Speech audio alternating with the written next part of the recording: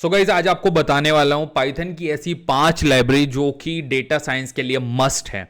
अगर आप data science या डेटा एनालिटिक्स में बहुत अच्छा ग्रो करना चाहते हो, अच्छी सैलरी चाहते हो, अच्छी कंपनी में नौकरी चाहते हो, तो ये सारी लाइब्रेरी आपको घोट के पी जानी है। सिंपल आई वुड से, मैं तो ऐसे बोलूंगा इस बात को। और घोट के पीने का मेरा मतलब है आपको एंड टू एंड इनकी फंक्शनैलिटी पता होनी चाहिए, इनकी अच्छी खासी आपको प्रैक्टिस करनी है। खाली आपको थ्योरी पढ़ के नहीं बैठ जाना है। इनके अंदर बहुत सारे, ये जो वीडियो है ना, ये वीडियो 4, 6, 8 घंटे का मैं बना दूंगा अगर मैं एक एक फंक्शन कवर करने लगूं।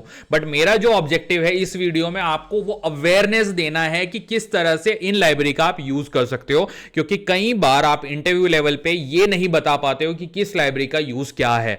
तो these are the 5 most important library for a beginner जो कि बिल्कुल जीरो से स्टार्ट कर रहा है। तो now let's move on to this. तो देखिए सबसे पहले हमारी आती है numpy। आपको इजीली दिख रही है numpy क्या होती है? Numerical Python. जब भी आपको पाइथन के अंदर कुछ न्यूमेरिकल परफॉर्म करना होता है, मोर ओवर एरे बनाने होते हैं, मैथमेटिकल फंक्शन बनाने होते हैं, numpy का यूज किया जाता है। तो let's read something about it. आपको बताता हूं, देखिए एफिशिएंट एरे कंप्यूटेशन। एरे क्या होता है? It's a combination of heterogeneous data type या होमोजीनियस डेटा टाइप। ये मुझे आप बताओ, do you know what is array?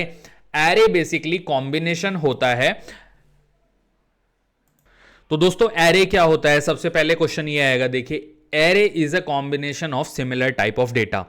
अगर आपकी एक लिस्ट बन रही है, उसके अंदर 1 2 3 4 या कोई भी एलिमेंट है, तो उसको आप एक एरे कह सकते हो। नाउ numpy का काम क्या होता है? एफिशिएंट एरे कंप्यूटेशन, मतलब कि उस एरे के ऊपर कोई भी आपको कंप्यूटेशन निकालनी है तो आप बेसिकली numpy को यूज करते हो। नंबर 1, चलिए थोड़ा सा पढ़ के भी बताता हूं। It facilitate fast operation on large multi dimensional array. देखिए 2D 3D कोई भी एरे आप ले सकते हो कि जिसमें एक्स एक्सेस वाई एक्सेस सारी चीजें होती हैं, वो सब numpy आपको करके देती है। Now again mathematical functions, it offer so many functions जो कि आप बेसिकली कॉम्प्लेक्स मैथमेटिक्स यूज कर सकते हो। तो numpy का काम ये होता है। एंड numpy इतनी बेसिक एंड इतनी इंपॉर्टेंट लाइब्रेरी है कि जो पांडास, जो अगली लाइब्रेरी है, वो numpy के ऊपर ही बिल्ड की गई है। अगेन इसमें डेटा फ्रेम्स यूज होते हैं। Data frame is nothing, data frame is a simple table. देखिए जो रिलेशनल डेटाबेस होता है, जैसे एसक्यूएल में हम उसको टेबल कह देते हैं, पांडास में उसको डेटा फ्रेम कहा जाता है। It's a simple combination of row and column. Simple, it provide intuitive data structure for manipulating and analysing.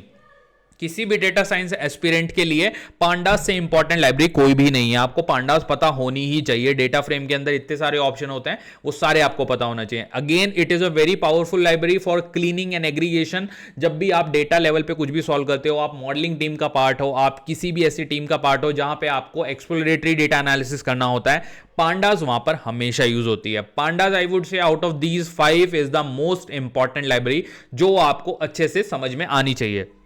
Third जो हमारी लाइब्रेरी है दैट इज आर मैटप्लॉटलिब। देखिए जब आप कोई भी काम करते हो, लास्ट में आपको ग्राफ या फिर विजुअलाइजेशन बनाना होता है, तो मैटप्लॉटलिब का काम यही है। अगेन ये विजुअलाइजेशन की लाइब्रेरी है, बट ये इतनी बड़ी लाइब्रेरी है कि अगर आप इसको सेपरेटली पढ़ने बैठोगे, इसके अंदर इतने सारे ऑप्शन है ना, enormous number of options you can find in this. इसकी एक बकायदा वेबसाइट है, आप गूगल पे मैटप्लॉटलिब सर्च करोगे तो आपको एक पूरा पैकेज मिल जाएगा। इतना कुछ पढ़ने के लिए मिलेगा, सो मेनी थिंग्स। नाउ आपको फोकस रखना है किन चीजों पे? कस्टमाइजेबल आपको ग्राफ बनाना आना चाहिए। Simple, now read it.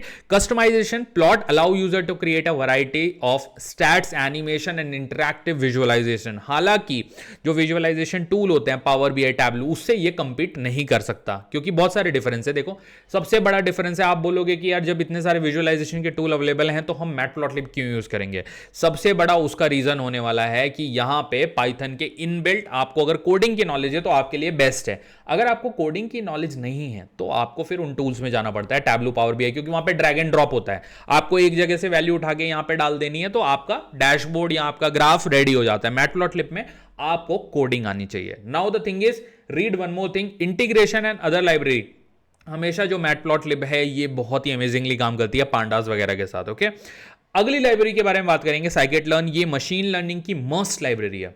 जैसे कि पांडास जो है वो डेटा एनालिटिक्स के लिए, एनालिसिस परफॉर्म करने के लिए बेहतरीन लाइब्रेरी है। सिमिलरली साइकिट लर्न जो है ये मशीन लर्निंग की मैंडेटरी लाइब्रेरी है। इसके बिना आप मशीन लर्निंग में मतलब कभी भी खुद को एक अच्छा डेटा साइंटिस्ट कह ही नहीं सकते। तो मैं तो ये बिलीव करता हूं। देखिए साइकिट लर्न जो है it's easy to use machine learning. जो भी आपको लगाना है कि मतलब आपको बेसिकली फीचर स्केलिंग करनी है, फीचर इंजीनियरिंग करनी है, डेटा सेट को आपको स्प्लिट करना है, आगे जाके आप वो सारी चीजें यूज करते हो जैसे रिग्रेशन, क्लासिफिकेशन, साइकिट लर्न का हर जगह रोल है। सिंपल।